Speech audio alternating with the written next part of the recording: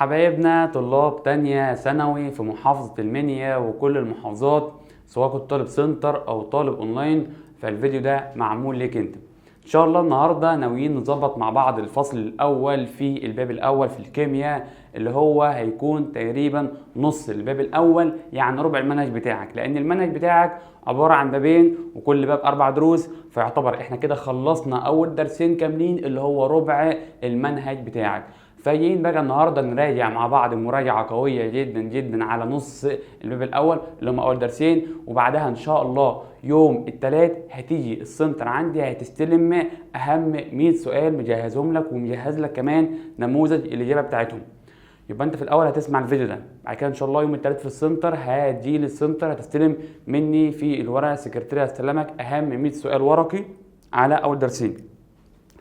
وكمان في اخر ورقه هكون عامل لك نموذج الاجابه بتاع ال 100 سؤال من اول سؤال لحد السؤال رقم 100، بحيث بعد ما تذاكر وبعد ما تحل ال 100 سؤال كلهم ان شاء الله تبدا بقى تشوف اجاباتك صح ولا غلط. ماشي يا معلم؟ ده بالنسبه ليوم الثلاث. طب يا دكتور افرض انا حليت ال 100 سؤال وعايز اعرف صح ولا غلط، وعرفت من النموذج بتاعك صح ولا غلط، وعندي 20 سؤال غلط مثلا من ال 100، هنزل لك يوم الاربع فيديو حل لكل ال 100 سؤال، هينزل لك برده على ابلكيشن. يبقى انت هينزل لك الاسبوع ده حصتين، حصه رقم 1 المراجعه النهارده، وحصه رقم 2 هينزل لك فيديو حل ال 100 سؤال ان شاء الله لكل حبايبنا تانية ثانوي، سواء طالب سنتر او طالب اونلاين. لازم تضمن 100% الدرسين دول، لان الدرسين دول كلامهم نظري وكلامهم فهم وكلامهم سهل جدا جدا، فلازم تضمنهم كويس وتقرا كل معلومه فيهم كويس خالص، عشان اللي جاي ان شاء الله هيبقى شغل عالي، شغل ارقام ومسائل وحسابات، فلازم اضمن اول درسين. طب ايه هم يا دكتور الدرسين او الباب الاول بيتكلم على ايه؟ الباب الاول بيتكلم على بنيه الذره. بنيه مين؟ الذره. يبقى الباب بتاعنا بيتكلم على بنيه الذره او تاريخ الذره. ده الباب بتاعنا. خلصنا اول درسين اللي هو مفهوم تطور مفهوم بنيه الذره وطيف المعاس للذرات بتاع العالم مين بور. باقي لنا الدرس الثالث والدرس الرابع ان شاء الله. يبقى انت اضمن اول درسين، وان شاء الله من الاسبوع الجاي نبدا بدايه قويه بعد امتحان فريكا. بعد امتحان ايه؟ فريكا او ست الشام، زي ما هنكرر ان شاء الله. نكرم حبايبنا اللي هيجوا في الامتحان ان شاء الله. يبقى احنا الحصه اللي جايه هنزل لك 100 سؤال، بعديها امتحانك هيكون السبت او الاحد او الاثنين حسب ميعادك في السنتر ان شاء الله. طلاب الاونلاين هتجي لي برضه تمتحن في السنتر، طلاب المحافظات هينزل لك امتحانك على الابلكيشن ان شاء الله. ماشي. الامتحان يا دكتور هنكرم ايه؟ هنوزع ايه المره دي؟ والله المره دي ان شاء الله مكررين، هناخد اوائل امتحان ونعزمهم في ست الشام او فريكا زي ما هنكرر ساعتها. ماشي. يلا بينا نبدا يا دكتور نتكلم على مفهوم الذره او مفهوم بنيه الذره، واتكلمنا في ايه وخدنا ايه من اول ما بدانا معاكم. ده التطور التاريخي بتاعنا. بدا معانا بص كده، اول عالم خدناه مع بعض كان اسمه مين؟ ديمقراطيس. بعد كده خدنا ارسطو، خدنا بويل، خدنا دالتون، تومسون ورذرفورد، واخر واحد خدنا مين؟ خدنا بور. يبقى ده اتطور من اقدم واحد لحد ما وصلنا للكلام الصح اللي هو بور والنظريه الحديثه ان شاء الله. ابدا يا دكتور فهمني، هنتكلم عن العالم كل واحد ازاي وهنقول ايه وهنراجع ايه مع بعض. يلا بينا نراجع مع بعض. اول عالم خدناه في الباب الاول بتاعنا اتكلمنا على عمنا مين؟ ديمقراطيس. يبقى اول واحد اتكلمنا عنه اسمه ايه؟ ديمقراطيس او تصور ديمقراطيس. قال ايه؟ ده شكل الراجل بان عليه كان فيلسوف وكان متضايق ساعتها، وكان راجل ايه؟ كبير وشكله كده متضايق جدا جدا جدا. ديمقراطيس اتفضل قال ايه؟ قال ان اي ماده عباره عن ذرات صغيره، قطع ايه؟ صغيره. بقى ديمقراطيس وهو بيتكلم وصف ان اي ماده عباره عن قطع صغيره، قطع ايه؟ صغيره، والقطع الصغيره دي ممكن اقعد اكسرها واجزئها لحد ما اوصل لاصغر جزء، اصغر جزء لا ينقسم، اللي هو زي التراب الذهب. يبقى انا كان معايا سبيك الذهب، قطعتها لحتت صغيره، مسكت القطعه الواحده وقعدت اكسر فيها لحد ما خليتها تراب. اصغر حته فتفوت هوصل لها سماها مين؟ ذره الذهب.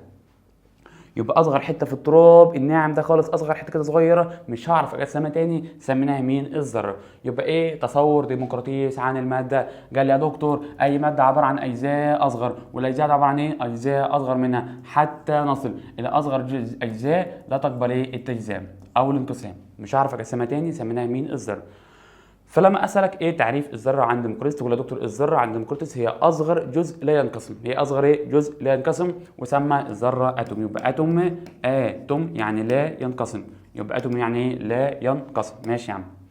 اتنين قال لك الذره غير قابله للتجزئه او التقسيم، يعني الذره دي اصغر حته مش هينفع اقسمها ولا اجزاها تاني. ده كل كلام عن ديمقراطيس. بسرعه تاني، قال لك الماده عباره عن اجزاء صغيره، والاجزاء الصغيره عباره عن ايه؟ اجزاء اصغر منها حتى نصل الى اصغر جزء لا ينقسم، سميناه مين؟ الذره. زي الفل. ده كان راجل غلبان ما اتكلمش كتير، كان كلامه بسيط جدا جدا جدا. طب بقى نبدا مع بعض. رقم 2، هنختار كده لون حلو عشان يمشي مع الالوان دي كلها. نختار مثلا اللون الاحمر، هو انسب لون. ماشي.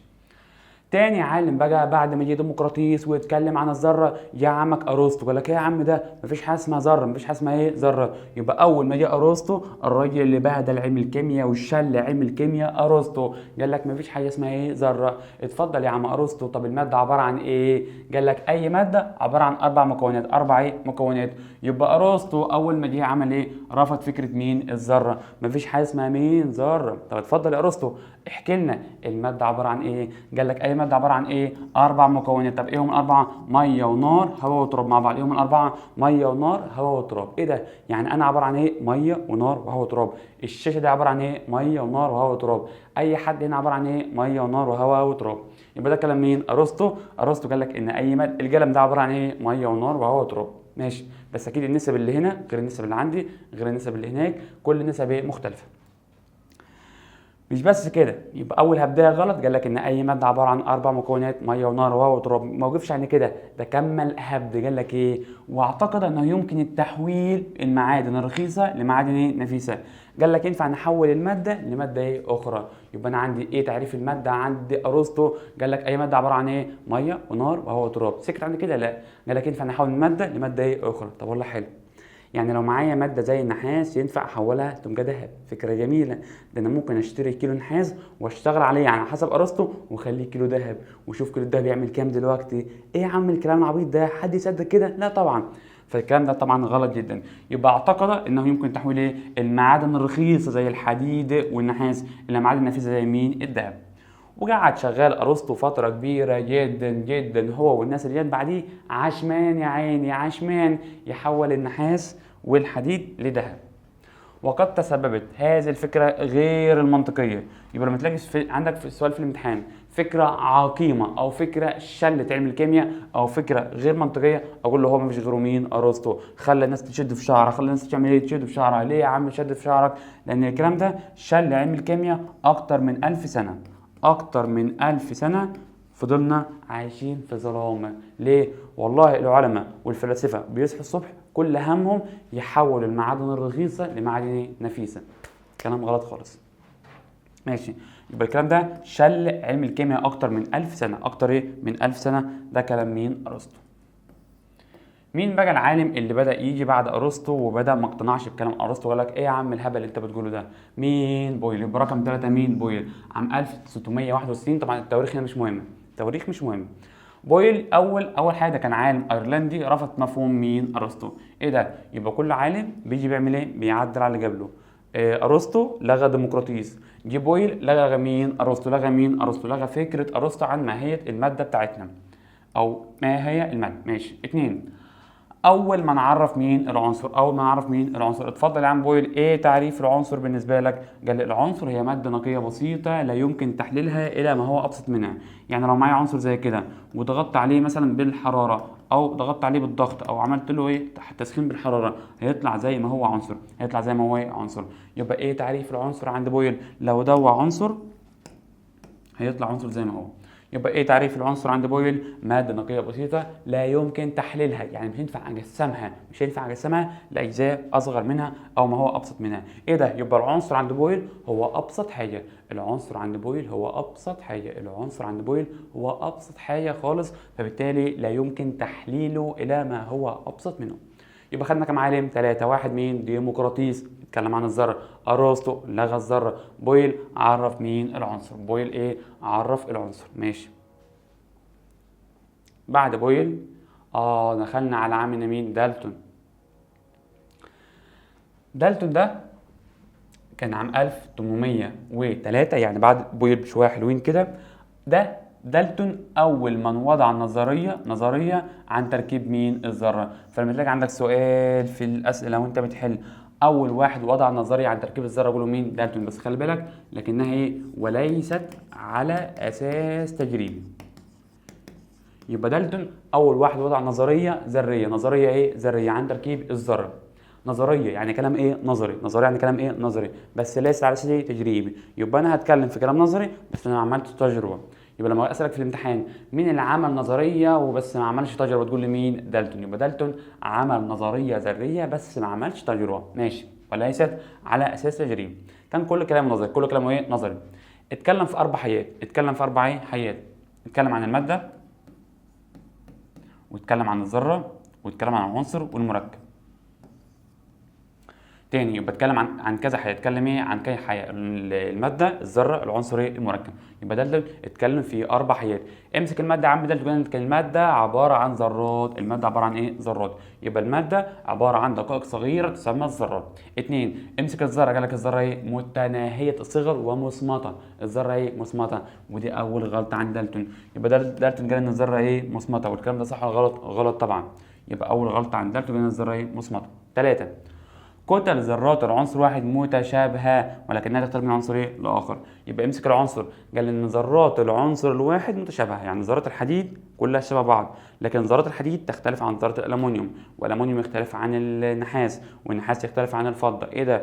يعني ذرات العنصر الواحد متشابهة لكنها تختلف من عنصر لآخر. الكلام ده كان صح لحد ما اكتشفنا حاجة اسمها النظائر. يعني نظائر خدنا في اولى نظائر الهيدروجين. نظري الهيدروجين H11 H12 H13. ما الهيدروجين وده هيدروجين، بص كده، هل شبه بعض؟ لا يا عم، ده مختلفين فين؟ في الكتله. بص كده، هنا الكتله واحد، هنا الكتله كام؟ اتنين. يبقى كلمه ذرات العنصر واحد متشابهه كانت صح لحد ما اكتشفنا مين؟ النظائر. فتلاقي سؤال عندك في الواجب او في السؤال اللي احنا ننزلهم، اقول لك مفهوم النظائر يختلف مع العالم مين؟ دالتون. يبقى مفهوم النظائر هدم جزء في كلام مين؟ دالتون، لان هو قال ان ذرات العنصر واحد متشابهه. طب يا دكتور ما ده نفس العنصر صح كده؟ هيدروجين وهيدروجين، هنا الكتله واحد لكن هنا الكتله كام؟ اتنين. اختلفوا في الكتله.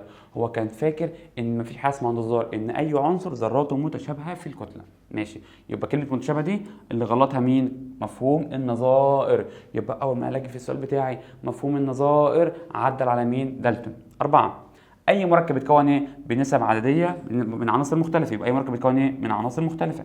أكيد طبعا اسمه مركب، يعني بحط عنصر بركب على عنصر تاني. يبقى أي مركب عبارة عن إيه؟ عناصر مختلفة، ده أكيد طبعا. لكن بنسب إيه؟ عددية بسيطة. بنسب عددية بسيطة وثابتة. بنسبة عددية بسيطة وثابتة. يبقى اتكلم عن اربع حاجات. الماده ذرات، احفظوا معايا، الماده عباره عن ذرات، الذرات مالها مصمته، والعنصر قال ايه؟ ذرات العنصر واحد متشابهه لكنها تختلف من عنصر الاخر. والمركبات تتكون ايه؟ بنسب عدديه بسيطه وثابته. عناصر مختلفه، اي مركب بيتكون ايه؟ من عناصر مختلفه بنسب عدديه ثابته وبسيطه. ده كلام دالتون. بنأكد تاني، أول واحد عمل نظرية وليست على أساس تجريبي، وعمل قانون النسب الثابتة. قانون مين؟ النسب الثابتة. قانون النسب الثابتة اللي هو بتاع مين؟ المركبات. أي مركب بيتكون بنسبة عددية بسيطة وثابتة زي المية مثلا. تعال نكتبها هنا. ايه رمز الميه يا باشا؟ الميه H2O. النسبة كاملة كام؟ النسبة الهيدروجين 2 إلى ذرة أكسجين. دي اسمها نسبة ايه؟ عددية. نسبة ايه؟ عددية. يبقى الكلام اللي جاله دالتون وعمل قانون اسمه قانون النسب الثابتة، إن أي مركب يتكون بنسبة عددية ثابتة وبسيطة. ثابتة وايه؟ بسيطة. أي ميه في الدنيا النسبة كاملة كام؟ 2 إلى 1. دي اسمها نسبة عددية ثابتة وبسيطة، ماشي. وقال برضو ايه؟ الذرة مصمتة، وده طبعا غلط. نيجي بقى عند البرنس بتاعنا، عمنا مين؟ ارسطو. يبقى العلم بتاعنا دلوقتي هنتكلم عن مين؟ ارسطو. خلصنا ارسطو. ارسطو مين يا عم؟ ما احنا خلصنا ارسطو من بدري. يبقى خدنا مين؟ ديمقراطيس، ارسطو، بويل، دالتون. رقم 5 مين؟ تومسون. 5 مين؟ عمنا تومسون عام 1897، يعني حوالي كده من 130 سنة. عمنا مين؟ تومسون. تومسون ده اول ما اقول لك تومسون ده تقول لي اكتشف اشعه المهبط. اكتشف ايه؟ اهو اشعه المهبط، او اسمها اشعه مين؟ الكاثود، اللي احنا بعد كده سميناها مين؟ الالكترونات. يبقى مين هو مكتشف الالكترونات؟ تومسون. او اشعه المهبط او اشعه مين؟ الكاثود، اللي احنا بعد كده سميناها مين؟ الالكترونات السالبه. او اسالك سؤال تاني اقول لك مين هو مكتشف الجسيمات السالبه؟ ما هي الجسيمات السالبه اللي هو مين؟ تومسون. ماشي. تومسون كان كل شغله على تجارب في الكيمياء والفيزياء اسمها تجارب التفريغ الكهربي. يبقى تومسون كان كل تجاربه على العديد، عمل تجارب كتيره على التفريغ الكهربي. يعني ايه كلمه تفريغ كهربي؟ يعني يجيب انبوبه زي كده ويبدا يفرغها من الهواء، يسحب منها الهواء، وبعد ما يسحب منها الهواء يبدا يشتغل عليها ويدرسها بالتفصيل. يبقى تومسون كان كل شغله على حاجه اسمها ايه؟ التفريغ الكهربي. خلال مين؟ الغازات. يبقى انا معايا انبوبه جواها غاز، ببدا افرغها من الغاز، افضي الغاز من جواها، وبعد ما افضي الغاز ابدا اشتغل عليها واشوف الكلام ده كله. فتومسون اتفاجئ عمل الرسمه بتاعته اهو، ده بجهد كهربي عالي وصل لحد 10000 فولت او 10000 فولت. وجاب الانبوبه بتاعتي وبدا يعمل ايه؟ انبوبه ايه؟ تفريغ. بدا يفرغها منين؟ من الهواء. يعني هنا كده بيبقى فيها هواء جوه، بدا يعمل ايه؟ يفرغها من الهواء. زي الفل. ده كلام مين؟ كلام تومسون. تاني يبقى تومسون جاب الرسمه اهي، نختار لون تاني ونخف شويه زي الفل. يبقى هو جاب فرق جهد مرتفع اللي هو تقريبا 10000 فولت، اكتر من 10000 فولت، وجاب انبوبه وبدا يفرغها من الهواء. اول ما فرغ من الهواء او اول ما ضغط الهواء، جاب مضخه تفريغ اهو، فرغ من الهواء. اول ما ضغط الغاز وصل لحد 1/100 لحد 1/1000، يعني ضغط الغاز من كام لكام؟ من 1/100 لحد 1/1000. اتفاجئ ان في اشعه بدات تطلع من المهبط. طلعت من عند مين؟ المهبط. طب يا دكتور ايه الاشعه اللي طالعه من عند المهبط وراح ناحيه المساعد دي؟ طالعه من عند المهبط فسماها اشعه المهبط، بس هي كانت غير مرئيه. غير مرئيه. امال هو عرف ازاي يا دكتور ان هي في اشعه لما هي غير مرئيه وما شافهاش؟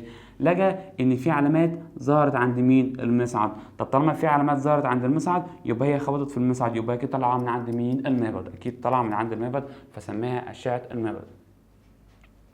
يبقى عمنا تومسون ده بيطلق عليه ان هو ابو الالكترون عشان هو مكتشف مين؟ الالكترونات اللي هي اشعه مين؟ المهبط. تاني يبقى جاب فرق جهد عالي. ايه هم الشرطين اللي عملهم تومسون وخلى اشعه المهبط تتكون؟ اتنين مع بعض. عمل ايه؟ فرق جهد عالي 10000 وضغط منخفض جدا يوصل لحد 1/1000. يوصل لحد كام؟ 1/1000.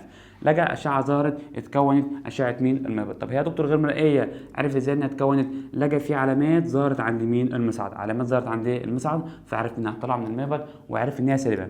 طب اي بطاريه عباره عن قطب موجب وقطب ايه؟ سالب. الموجب اسمه مصعد والسالب اسمه ايه؟ مهبط. ماشي يا عم. يبقى قال لك خلاص طالما الاشعه طالعه من عند المهبط يبقى هي كده سالبه الشحنه. طب عرف ازاي انها ماشيه في خط مستقيم؟ لما لقى العلامات اللي ظاهره هنا كده قصاد ماده المهبط. قصاد مين؟ ماده المهبط. فعرف انها ماشيه في خط ايه؟ مستقيم. ماشي. طب تعال نشوف الكلام اللي بعد كده على تومسون. ايه بقى خواص اشعه المهبط؟ خواص اشعه المهبط.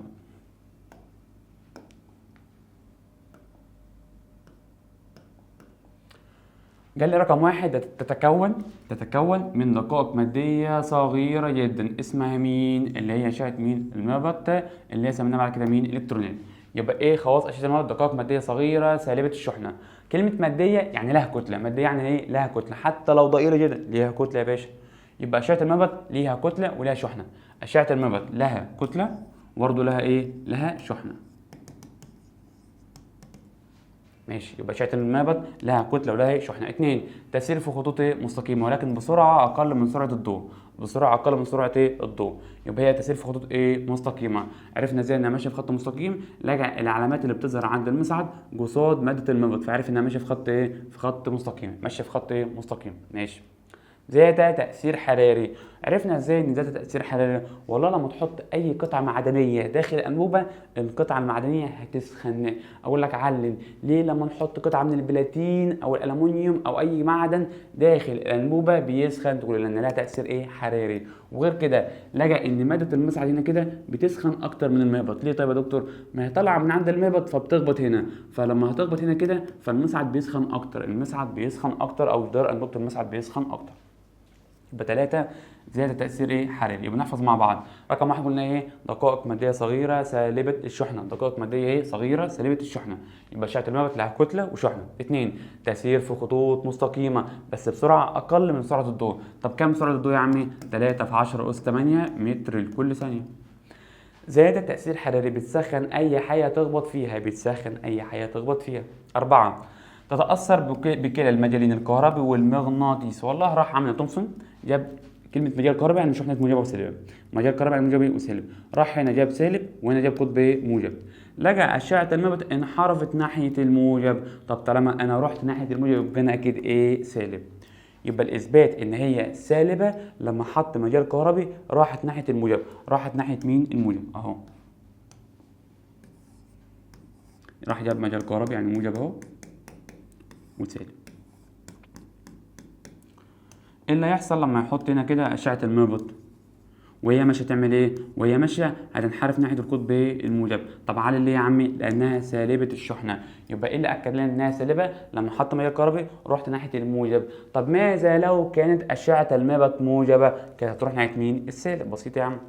ولما جبنا مغناطيس، مجال مغناطيسي، جبنا مغناطيسي اهو انه اس، لقى انحرفت ناحيه القطب الشمالي، انحرفت داخل مجال ايه؟ مغناطيسي. طب طالما انحرفت في المجال الكهربي والمجال المغناطيسي، اذا انها ايه؟ تتاثر بالمجالين الكهربي والمغناطيسي. كهربي عشان مشحونه. اقول لك علل ليه تاثر بالمجال الكهربي؟ تقول يا دكتور عشان ايه؟ مشحونه. ماشي، نكتب لهم كده اهو، حلو اللون ده. ليه تاثر بالمجال الكهربي؟ تقول له عشان ايه؟ مشحونه. طب علل ليه تاثر بالمجال المغناطيسي؟ عشان لها كتله. لها ايه؟ كتله. يبقى لها كتله مشحونه، ده اللي خلاها تاثر بالمجال الكهربي والمجال المغناطيسي. 5. لا تختلف في سلوكها او طبيعتها باختلاف ولا نوع ماده المهبط ولا نوع الغاز. ليه؟ تومسون كان فاكر ان الاشعه دي ممكن يكون سببها نوع ماده المهبط، فقال لك يمكن الماده دي هي اللي بتطلعها، بس الماده دي بس. فراح غير نوع الماده. غير ايه؟ نوع الماده. فلما غير نوع الماده بدل النحاس خلاها الومنيوم مثلا، اتفاجئ ان برضه بتعمل ايه؟ بتتكون اشعه المهبط. ايه ده؟ يبقى تدخل في تركيب جميع المواد او نوع الغاز. راح غير مثلا الغاز اللي جوه، مثلا كان غاز هيدروجين، راح بدل الغاز مثلا بغاز هيليوم. اتفاجئ ان اي غاز بيحطه طالما بعرضه للشرطين بتوعه اللي هو فرق جوده عالي وضغط منخفض بيعمل ايه؟ بيكونها. فده دليل انها تدخل في تركيب جميع المواد. علل ليه يا باشا؟ لانها لا تختلف في سلوكها او طبيعتها باختلاف نوع الماده او نوع الغاز. يعني ايه الجمله دي يا دكتور؟ يعني اي ماده هحطها بدل ماده المهبط هتكون اشعه المهبط بنفس خواصها، واي غاز هيكون جوه الانبوبه هيعمل ايه؟ هيكون اشعه المهبط بنفس خواصها بالظبط، مش هغير ولا سلوكها ولا طبيعتها ولا خواصها. زي الفل. خلاص يا عم فهمنا ده كل كلام اشعه مين؟ المهبط. بعد ما خلصنا اشعه المهبط جه بقى تومسون يتكلم على الذره بتاعته. اتكلم ايه؟ على الذره بتاعته.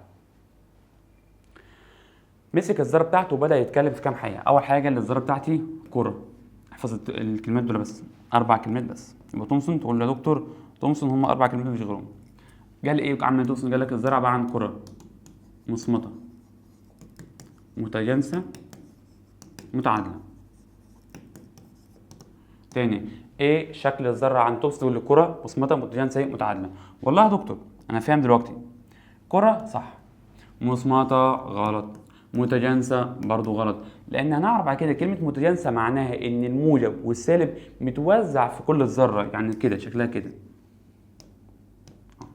موجب موجب موجب موجب موجب موجب، سالب سالب سالب سالب سالب سالب.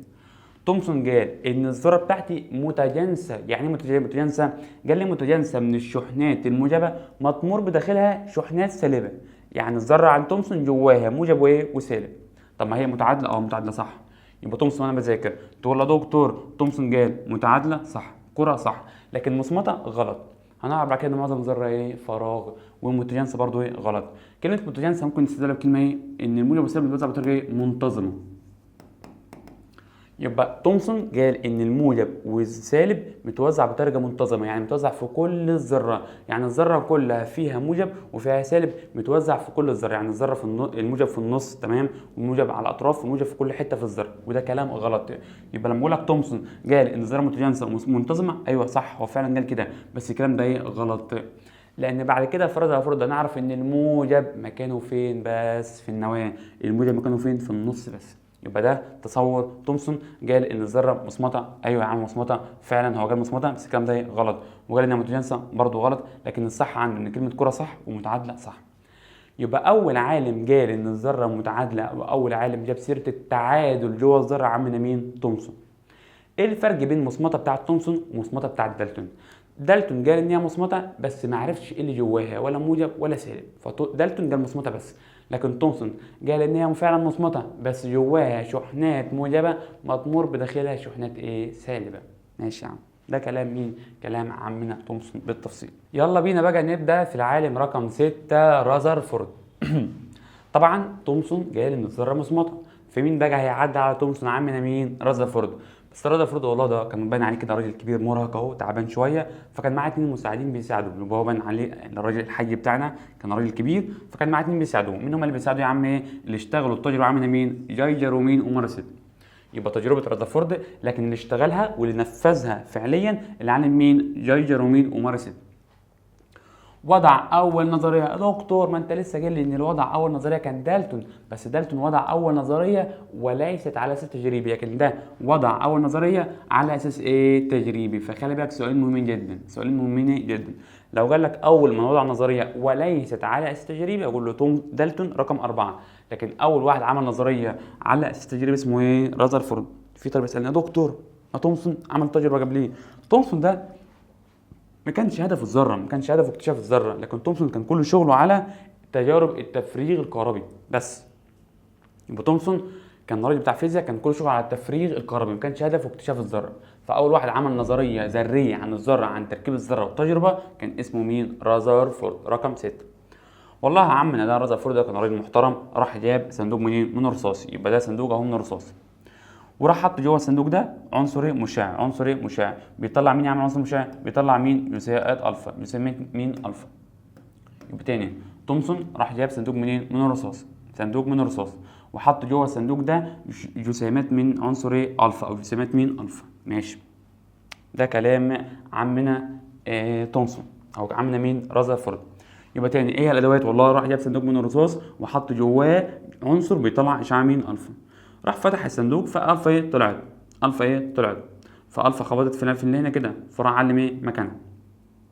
تاني ممكن برضو ايه نرسمها بره بحيث تبقى اوضح شويه.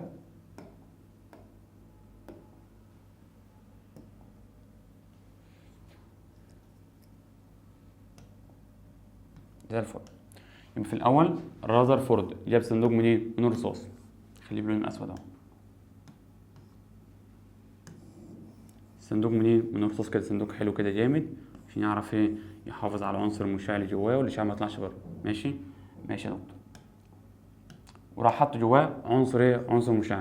اسال اي حد العنصر ده بيطلع ايه؟ تقول العنصر ده بيطلع اشعاع الفا. يبقى العنصر المشع ده اهو عنصر مشع بيطلع اشعاع من نوع مين؟ الفا. طب ايه هو العنصر بالظبط؟ عنصر الراديوم، ومش عليا ايه هو. ماشي. وراح جاب لوح معدني، لوح ايه؟ معدني، وبطنه من جوه بماده اسمها كبريتيد الخرسين. كبريتيد مين؟ الخرسين. يبقى بطنه كده من جوه بماده اسمها مين؟ كبريتيد الخرسين. ايه دور الماده دي يا عم؟ اللي هي ذات ان اس، دي ماده فسفوريه. ماده ايه؟ زي الماده الفسفوريه، تعطي وميض عند الاصدام. يعني الكلام ده يعني اي حاجه تخبط فيها بتسيب علامه، اي حاجه تخبط فيها بتسيب علامه. يبقى ايه دور كبريتيد الخرسين؟ تعطي وميض عند الاصطدام. ماشي. راح في الاول عمنا كده في الاول خالص اهو نمسح، فتح الباب. لما هفتح الباب مين هيطلع يا دكتور؟ والله لما تفتح الباب الاشعه تطلع، فطلعت اشعه الفا. اشعه مين؟ الفا. اشعه مين؟ الفا. وخبطت فين؟ خبطت في الماده دي وسابت ايه؟ علامات. سابت ايه؟ علامات. دي اسمها اشعه مين؟ الفا. لما فتحنا الباب سابت ايه؟ علامات. ماشي يا دكتور. امسح بقى خلاص، اقفل الباب تاني. نرجع نقفل الباب تاني اهو، اقفل الباب تاني.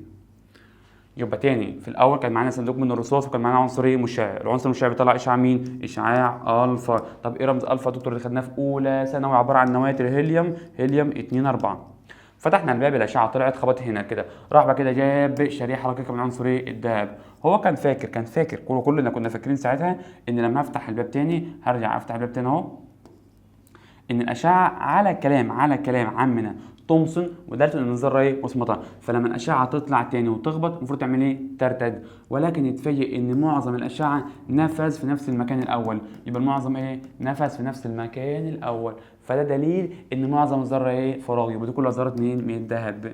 يبقى دي كلها ذرات من الذهب. فعلى كلام تومسون ان الذرات دي مصمته، فلما الاشعه تخبط تعمل ايه؟ ترتد. لكن اتفاجئنا ان معظم ذره ايه؟ فراغ، لان المعظم ايه؟ نفذ. يبقى لما المعظم ظهر في نفس المكان الاول عرفنا ان معظم الذره فراغ. بس لقى ان في علامه هنا وعلامه هنا وعلامه هنا. العلامات دي معناها ايه؟ ان الاشعه كانت ماشيه في خط مستقيم وانحرفت.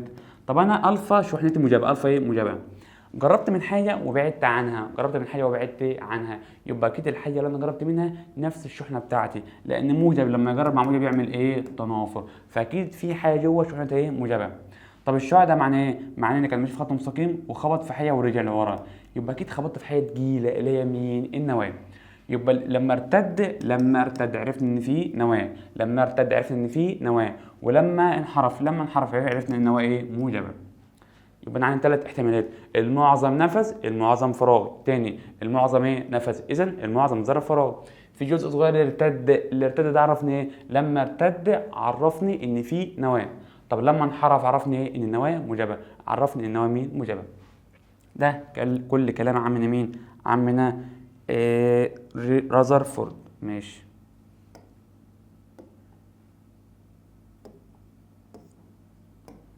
ماشي.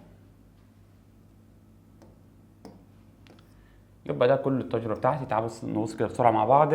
قلنا دقائق الفا المعظم ايه؟ نفذت. ليه المعظم نفذت يا عمي؟ لان معظم الذره ايه؟ فراغ. طب اللي خبط في النواه بيعمل ايه؟ بيرتد. اللي خبط في النواه بيعمل ايه؟ بيرتد. اللي خبط في النواه بيعمل ايه؟ بيرتد. يبقى معظم الاشعه نفذت لان معظم الذره ايه؟ فراغ. اللي خبط في النواه بيعمل ايه؟ بيرتد. لكن اللي بيجرب النواه بيعمل ايه؟ بينحرف. يبقى الانحراف عرفني ان النواه موجبه، اللي ارتد عرفني ان في اصلا نواه، والنفذ عرفني ان معظم الذره فراغ. وبذلك بقى اكتشفنا ان في نواه. يبقى مين العالم اللي اكتشف النواه؟ اقول له رذرفورد. مين العالم اللي اكتشف الشحنه الموجبه؟ اقول له رذرفورد. ماشي. دي اسئله على اللي احنا خدناهم لحد دلوقتي. ماشي يا عم، يلا بينا نحلهم كده بسرعه مع بعض. حلو. ماشي. العالم الذي تبنى ان كل المواد عباره عن ميه ونار وهواء وتراب، اقول له مين؟ ده الفيلسوف الهبيد بتاعنا ارسطو. اتفق العالم نقط مع نقط ان الذره غير قابله للتجزئه، ما ينفعش نقسمها. والله الذره غير قابله للتجزئه ده اول واحد اللي هو مين؟ ديمقراطيس وكمان دالتون. يبقى الاثنين قالوا ان الذره غير قابله للتجزئه، ديمقراطيس ودالتون. 4. العالم صاحب اول نظريه عن تركيب الذره. اول نظريه عن تركيب الذره اقول له عمنا مين؟ دالتون. تمام. يبقى اول نظريه عن تركيب الذره مين؟ دالتون. طالما ما قالش على اساس تجريبي بقول له ايه؟ دالتون. لكن لو قال على اساس تجريبي كنت اقول له ايه؟ رذرفورد. 4. العالم الذي افترض ان المركبات تكون من اتحاد ذرات المختلفه بنسب. طالما قال لك نسبه يبقى ده عمنا مين؟ دالتون، صاحب قانون النسبي الثابته، دالتون. 5. العالم الذي لم يفترض ان الماده مكونه من ذرات. مين اللي لغى فكره الذرات خالص؟ ارسطو، صح كده. 6. العالم الذي استغل ظاهره النشاط الاشعاعي. نشاط اشعاعي يبقى بطلع عنصر ايه؟ مشع. مشع اللي هو مين؟ الفا. العنصر المشع. مين اللي استخدم اشعاع الفا؟ ده رذرفورد. 7. العالم الذي وضع اول نموذج ذري على اساس تجريبي، يبقى بقول له مين؟ رذرفورد. برضه هو اللي عمل نظريه وجربها تجريبيه، عمل تجربه. 8. اول عالم افترض ان كتله الالكترونات ضئيله اذا مقارنه بكتله النواه. مين اول واحد جاب سيره النواه؟ برضه رذرفورد. زي الفل. اللي بعده العالم رقم 7. العالم رقم ايه؟ 7. بس خلي بالك ان رذرفورد اتكلم في كام حاجه؟ في 3. اتكلم عن الذره وشبهها بالمجموعه مين؟ الشمسيه. مسك النواه وقال ان هي ايه؟ موجبه، وكتله الذره كلها متمركزه في النواه. يعني كتله الذره كلها متمركزه فين؟ في النواه. ماشي. وقال ان الالكترون لا يسقط في النواه بسبب قوتين: قوه جذب مركزيه وقوه طرد مركزيه، نفس المقدار ولكن عكس بعض فين؟ في الاتجاه. يبقى هما نفس المقدار لكن عكس بعض في الاتجاه. رقم 7. العالم الاخير اللي معانا عمنا مين؟ بور. يبقى رقم 7 مين؟ بور. بور ده كان كل شغله على دراسه الطيف. دراسه ايه؟ الطيف. يبقى هو اللي درس الطيف الخطي وفسر الطيف الخطي، ودراسته للتفسير الخطي هي اللي فسرت المفتاح، او هي المفتاح اللي حلت لغز مين؟ التركيب الذري. يبقى التركيب الذري عرفناه عند مين؟ بور. التركيب الذري عرفناه عند بور، العالم الدنماركي نيلز بور او بور. ماشي يا عم. طب بور يا دكتور اشتغل على عنصر. تعالى كده نسال كام سؤال كده مهمين بسرعه قبل ما نبدا على الشاشه. بور اشتغل على عنصر ايه؟ الهيدروجين، وطلع له كام لون؟ 4. ايه هم الوان الطفل اللي طلع الهيدروجين وانت تذاكر المذكره بتاعتي كده قاريه معايا؟ احمر، اخضر، ازرق، بنفسجي. الاحمر ده كان ايه؟ اكبر طول موجي يعني اقل طاقه والتردد. طب البنفسجي كان ايه؟ اقل طول موجي يعني اكبر طاقه والتردد. ماشي، ده بالنسبه لكلام مين؟ الطفل الخط بتاع بور. طب يا دكتور ايه تعريف الطفل الخط عند بور؟ قال لك الطفل الخط عباره عن خطوط ملونه. خطوط ايه؟ ملونه تفصل بينها مساحات مظلمه. ماشي خلاص فهمنا. ماذا يحدث؟ قال لك مستويات الطاقه اهي. حد واخد باله ان الفرق بين مستوى الطاقه بيعمل ايه كل ما ابتعدنا عن النواه؟ بيقل. يبقى الفرق بين المستوى الاول والمستوى الثاني الفرق كبير، الثاني والثالث الفرق اقل، طب الثالث والرابع الفرق بيقل، صح كده؟ الخامس بيقل، السادس بيقل. يبقى ماذا يحدث عند انتقال الالكترون؟ او ماذا يحدث للفرق بين المستويات؟ او الفرق بيعمل ايه؟ بيقل. الفرق في الطاقه بيقل بين المستويات كل ما ابتعدنا عن النواه، لكن طاقة المستوى نفسها بتزيد. يعني طاقة الأول أقل من التاني، والتاني أكبر من الأول، والتالت أكبر من التاني، والسادس أكبر من التاني. إيه ده؟ يعني طاقة المستوى بتزيد. يبقى طاقة المستوى أهو، طاقة المستوى تزداد. لكن مين بقى اللي بيقل؟ الفرق بيقل. ماشي.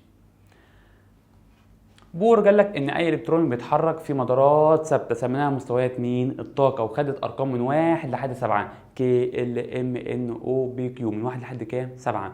وسمى ان المنطقه بين المستويات الحته الفاضيه دي سماها مناطق ايه؟ محرمه. مناطق ايه؟ محرمه. وفي النص عندي مين؟ نواه موجبه وبيلف حواليها مين؟ الكترونات في مستويات الطاقه. مستويات الطاقه عندي كام مستوى طاقه يا دكتور؟ 7، من 1 لحد 7، وسميناها عدد الكم مين؟ الرئيسي اهو، الكم الرئيسي اللي هي مستويات مين؟ الطاقة. ماشي.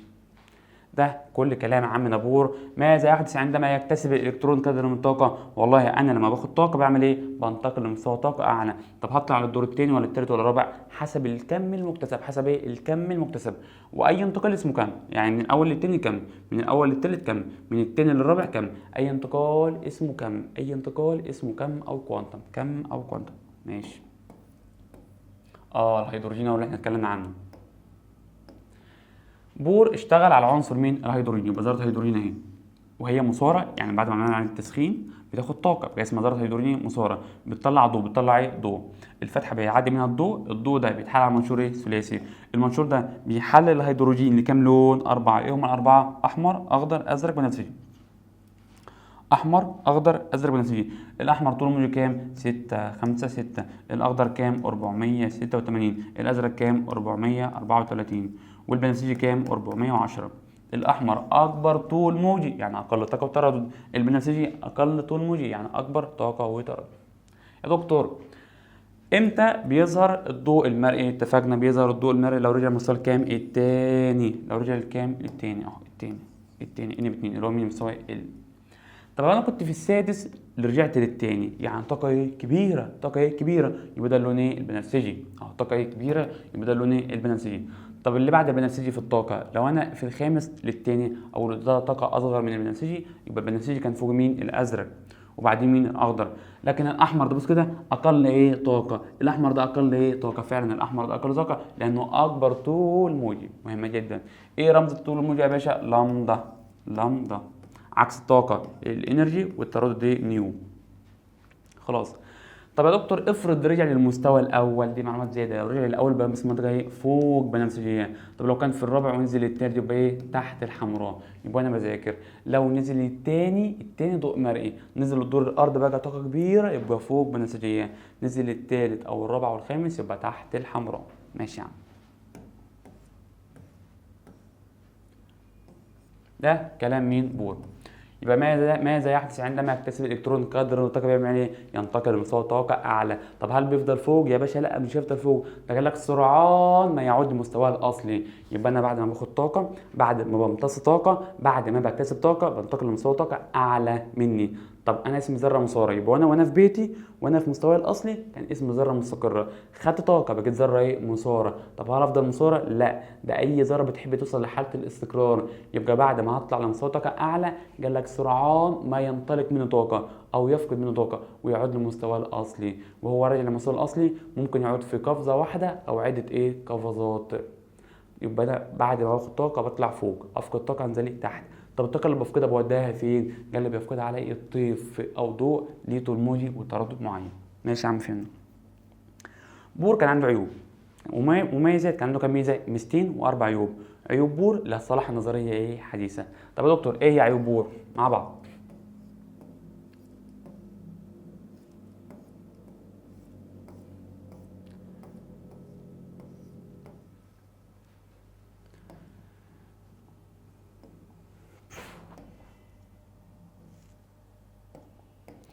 بور اول عيب عنده كان فاكر ان الالكترون بتاعي مجرد جسيم مادي سالب الشحنه فقط. كان فاكر ان الالكترون ده عباره عن كتله فقط، كتله وشحنه فقط. ما كانش عارف ان الالكترون ده ليه خواص ايه؟ موجيه. يعني هو بيتحرك في حركه ايه؟ موجيه. مين بقى اللي هيصلح الكلام ده؟ العالم مين؟ دي براولي. يبقى اول عالم معانا في النظريه الحديثه اسمه ايه؟ دي براولي.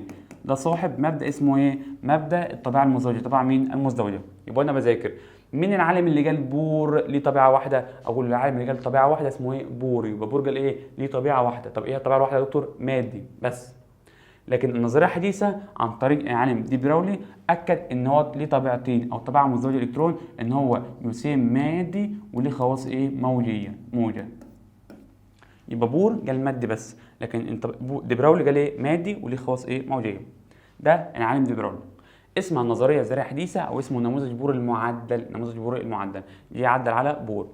تاني غلطة عند بور كان فاكر ان الالكترون يمكن تحديد مكانه وسرعته معا بدقة. اقدر احدد المكان؟ ازاي يا عم بور؟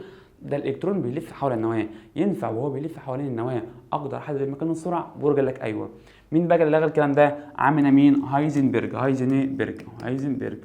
قال لك ايه؟ بور كان فاكر ان احدد المكان والسرعه، لكن ده غلط. المبدا عدم التاكد بيقول ايه؟ يستحيل عمليا تحديد مكان وسرعه الالكترون معا بدقه. يبقى هايزنبرج ليه؟ يستحيل تحديد المكان والسرعه بدقه. فوانت بتذاكر الفيديو ده لازم ابقى معايا مذاكره وعلم وتكتب معايا، تعلم وتكتب وتذاكر وتفهم. مين صاحب مبدا عدم التاكد؟ يقولوا على مين؟ هايزنبرج. لكن مين صاحب الطبيعه المزدوجه؟ دي براولي. ثالث حاجه النظرية الميكانيكية الموجية الذرية للعالم مين؟ شرودنجر. يبقى خدنا كام عالم في النظرية الحديثة؟ 3. دي براولي طبيعة مزدوجة، هايزنبرج مبدأ عدم التأكد، النظرية الميكانيكية الموجية شرودنجر. لغى فكرة المناطق مين؟ المحرمة. ما هو عمل نظرية ميكانيكية للموجة الذرية الموجية بتاعتي. يعني الإلكترون بتاعي بيتحرك كده، نواة بيتحرك في حركة ايه؟ موجية. يعني هو بيتحرك ممكن يقرب من النواة ويبعد عن النواة، اسمها حركة ايه؟ موجية. وبالتالي عرفنا ان الالكترون بتاعي ينفع يكون موجود في اي مكان حول النواه. اي مكان حول ايه؟ النواه. مش بس في المدارات الثابته، لا ده ممكن يجرب ويبعد. يعني المنطقه يا دكتور، المنطقه اللي في النص دي ما طلعتش منطقه محرمه؟ لا يا عم. مين اللي لغى بقى المنطقه المحرمه؟ اقول له ايه؟ شرودنجر. ماشي. لغينا المناطق المحرمه وحطينا لفظين جداد جدا جدا، وهو لفظ السحابه والاوربيتال. لفظ ايه؟ السحابه والاوربيتال. لفظ السحابة والأوربيتال.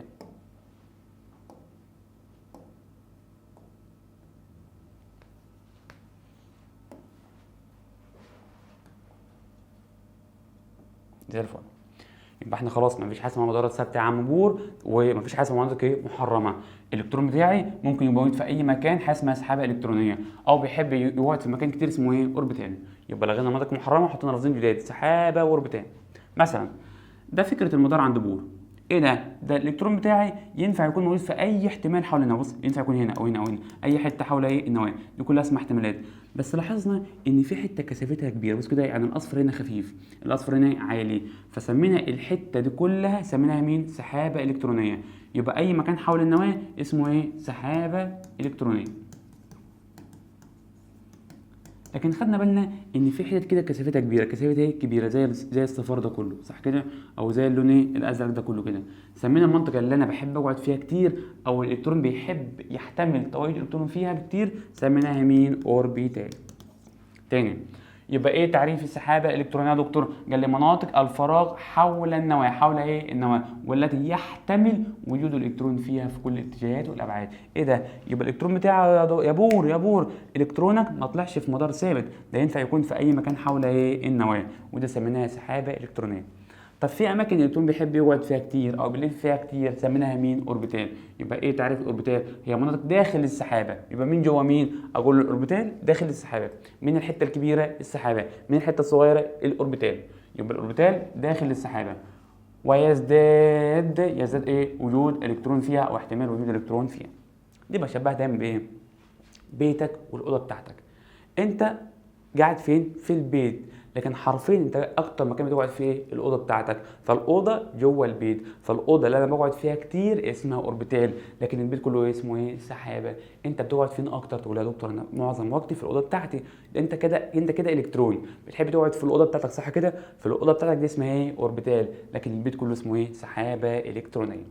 اول ما نلاقي كلمه يزداد يبقى اوربيتال، من غيرها هيبقى ايه؟ سحابه الكترونيه. خلاص يا عم بور، مفيش حاجه اسمها مدار ثابت، لا دلوقتي في حاجه اسمها سحابه اوربيتال. ده كلام النظريه الذريه الحديثه. كده الحمد لله نكون خلصنا بالكامل اول درسين مراجعه. يلا بينا بقى نحل كام سؤال كده بسرعه على الجزئيه اللي احنا خلصناها. اتغفلت صح؟ ماشي. رقم 1، يلا بينا نحل مع بعض اول كام سؤال. اتفق دالتون مع تومسون ان ذره الكربون ايه؟ والله تومسون ودالتون قالوا ان ذره الكربون ايه؟ مصمته. يعني ايه يا دكتور مصمته؟ يعني لا يوجد بها ايه؟ فراغات. يبقى مصمته يعني لا يوجد بها ايه؟ فراغات. الاجابه رقم الف. ماشي، اللي بعده. اتفق دالتون مع تومسون ان ذره النحاس هي يا دكتور لا يوجد بها ايه؟ فراغات. ماشي. اي من فروض نظريه دالتون الاتيه ما زالت تعتبر صحيحه حتى الان؟ عايز فرض عند دالتون؟ صح. عايز فرض عند دالتون؟ صح. الذرات عباره عن دقائق متناهيه الصغر. ايوه فعلا صح، دي الاجابه الصح. يبقى انا عايز فرض عند دالتون ايه؟ صح. يبقى الاجابه الصح رقم ايه؟ رقم الف. فعلا الذرات متناهيه الصغر. هل الذره غير قابله للانقسام؟ لا يا عم، الذره دلوقتي بقى جواها بروتون وجواها نيوترون والكترون، فينفع ايه؟ نجسمها. ذرات العنصر واحد لها نفس الكتله؟ لا يا عم، في حاجه اسمها النظائر لغت الكلام ده. النظائر لغت الكلام ده، قلناه واحنا بنشرح. كل ذرات العنصر واحد تختلف في كتلتها؟ لا برضه، احنا في ذرات هيدروجين تختلف في الكتله اللي هي النظائر. يبقى الاجابه الصح بس رقم الف. اللي بعده. عينه من احد المركبات العضويه كتلتها 10 جرام من الكربون، وما النسبه المئويه لعنصر الكربون والهيدروجين في عينه من نفس المركب كتلتها 5 جرام. سؤال كده مبني على قانون النسبي الثابته. نحله مع بعض. المركب ده المركب الكتله بتاعته كام؟ 10 جرام. المركب ده فيه ايه؟ فيه كربون وهيدروجين. كربون، يبقى المركب ده تقولوا كده فيه كربون وفيه هيدروجين. الكربون كام جرام؟ 2 او كام نسبه؟ 92 و3%. الهيدروجين كام نسبته؟ 7 و7%. اكيد طبعا المجمع ده وده لازم يطلعوا 100%. ماشي. يبقى ال 10 جرام من المركب ده فيها كام كربون؟ 92 و3%، وفيها كام هيدروجين؟ 7 و7%. ما النسبة المئوية للكربون والهيدروجين في عينة من نفس المركب؟ بس بدل 10 خليها كام جرام؟ 5 جرام أو 5 جرام. أقول يا عم سهلة، أعمل س ومقص، س وإيه؟ ومقص. لما ده كان 10 ده هو كان كام؟ 92 و3. طب ده اللي هو 5 يبقى ده هو كام؟ س. وأنا أحط إيه؟ س وأعمل مقص عادي وأبدأ أحل على الآلة. الس دي يا دكتور بتساوي إيه؟ أقول له س دي بتساوي ده في ده على ده، تطلع نص الرقم ده. طب الس دي بتساوي ايه؟ ده في ده على ده، واحلها على الآلة تعويض مباشر. تاني، لو عايز الس دي يبقى ده في ده على ده. طب لو عايز الس دي بتاع الهيدروجين، ده في 5 على 10، تطلع معايا تعويض مباشر. مين العالم اللي افترض الإجابة والكلام ده كله؟ أقول له عمنا مين؟ دالتون بتاع النسب الثابتة، نسبة ثابتة. ماشي، اللي بعده. عند غياب المجال المغناطيسي او المجال الكهربي المؤثر على انبوبه الكاثود فان شاشه الكاثود، والله من غير المجال المغناطيسي والكهربي هتمشي في خط ايه؟ مستقيم. يبقى بقول ايه؟ تسير في خطوط مستقيمه. تسير في ايه؟ خطوط مستقيمه من غير المجال الكهربي والمغناطيسي. اقول له الاجابه رقم ب، تسير في خطوط مستقيمه. اللي بعده. تنحرف اشعه الكاثود بعيدا عن اللوح المعدني المشحون بشحنه سالبه. هو انا ليه ابعد عن السالب واروح ناحيه الموجب؟ عشان انا سالبه، عشان انا سالبه الشحنه. يبقى بقول علل ليه اشعه الكاثود راحت بعيده عن السالب؟ عشان هي سالبه، ما هو السالب مع السالب تنافر. يبقى انا ليه ابعد عن السالب؟ عشان اقول له ايه؟ سالبه الشحنه. الاجابه رقم ج. سالبه الشحنه الاجابه رقم ج. اللي بعده. تحتوي ذرات عناصر الجدول الدوري باستثناء الهيدروجين على بروتونات ونيوترونات والكترونات. ما اثر امرار تيار من الالكترونات بين قطبي مجال كهربي كما موضح بالشكل؟ ماشي يا دكتور، انا فاهم يا عم، فاهم كيمياء كويس. دي الكترونات، والالكترونات ايه؟ سالبه، والسالب بيروح ناحيه ايه؟ الموجب. بقول له اعمل ايه؟ الاجابه بقول له ايه؟ تتجه الالكترونات السالبه ناحيه القطب الموجب. طب علل ليه؟ مع التعليق بقول له ايه؟ لان الالكترونات اهو جسيمات سالبه الشحنه. يبقى بقول له يا دكتور هتروح اكمل اتجاه كده، هتروح ناحيه الموجب عشان انا ايه سالب الشحنه. اللي بعده، في تجربه رقيقه الذهب التي اجريت في معمل رذرفورد، ايه اللي حصل؟ هل اكدت نظريه ذره تومسون؟ لا طبعا. تعتبر اساس نظريه دالتون؟ لا طبعا. ادت الى اكتشاف نواه الذره؟ فعلا صح كده. تجربه الذهب بتاعه رذرفورد ادت الى اكتشاف نواه الذره، الاجابه رقم ج. اللي بعده، اكمل مسار الاشعه ABC. بقول لك ايه؟ اكمل مسار الاشعه، ولا بيقول لك ايه؟ اي من جسيمات الفا ABC سوف يظهر اثره في نفس الموضع الذي ظهر فيه قبل الصفيحه. والله قبل ما احط صفيحه الذهب اللي هيعدي هيظهر في نفس المكان اللي هو مين؟ البي. بقول الاجابه اللي هيعدي، اقول الاجابه رقم بي اللي هو الالفا بي او الشعاع بي. مع تفسير اجابتك، لان البي هينفذ، لان معظم الذره ايه؟ فراغ، فطالما هينفذ فهيظهر في نفس المكان الاول. لكن الشعاع رقم ايه؟ هيرتد، والشعاع ده يعمل ايه؟ هينحرف. فالوحيد اللي هيظهر في نفس المكان الاول قبل ما احط الذهب هو الشعاع بي فقط. زي الفل. اي من الانتقالات الالكترونيه الاتيه في ذات الهيدروجين تكون مصاحبه انطلاق اكبر طاقه؟ عايز اكبر طاقه مع بعضينا. اكبر ايه طاقه؟ من الرابع للثالث ولا من الرابع من الثاني للرابع؟ طالما قال لك انطلاق، فين انطلاق اهو؟ انطلاق بلون مختلف اهو. طالما قال لي انطلاق، يعني كلمه انطلاق دي يعني لازم بيرجع. لازم يعمل ايه؟ بيرجع. من الرابع للثاني بيرجع، من الثاني للرابع مش بيرجع، من الثاني للاول بيرجع، من الثالث للثاني بيرجع. يبقى انا عندي 3 اجابات اختار منهم. طبعا اكبر طاقه من الرابع للثالث، ولا من الثاني للاول، ولا من الثالث للثاني؟ اكيد اكبر طاقه يا دكتور من الاول ايه للثاني، او من الثاني للاول. يبقى اقول له اجابه الصح اكبر طاقه، الاجابه رقم ج. من الثاني للاول اكبر ايه طاقه. اخر سؤال معانا بيقول ايه؟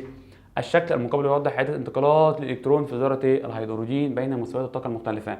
أي منها عايز ضوء مرئي؟ طالما قال لك ضوء مرئي يعني لازم يرجع للتاني. ضوء مرئي علم عليها مهمة جدا، مهمة. طالما ضوء مرئي لازم يرجع للتاني. مين الشعاع اللي يرجع للتاني؟ مفيش غير مين؟ السي هو الوحيد اللي يرجع للتاني. اختار وانا مغمض ايه؟ الإجابة رقم سي. شوفي تاني. طبقا للنظرية الحديثة فإن الإلكترون شحنته كذا يستحيل تحديد مكان الإلكترون، يستحيل تحديد موقعه وسرعته معا بدقة. فعلا دي الإجابة الصح. يستحيل تحديد مكانه وسرعته معا بدقة. ده بالنسبة للنظرية الحديثة فإن الإلكترون يستحيل تحديد موقعه وسرعته معا بدقة. كده هنكون خلصنا مع بعض كل الدرسين، مراجعة وشرح وحلنا كام سؤال. استنى مني ال100 سؤال تاخدهم في السنتر، ومستنيك في امتحان 6 الشام إن شاء الله. تصبحوا على خير.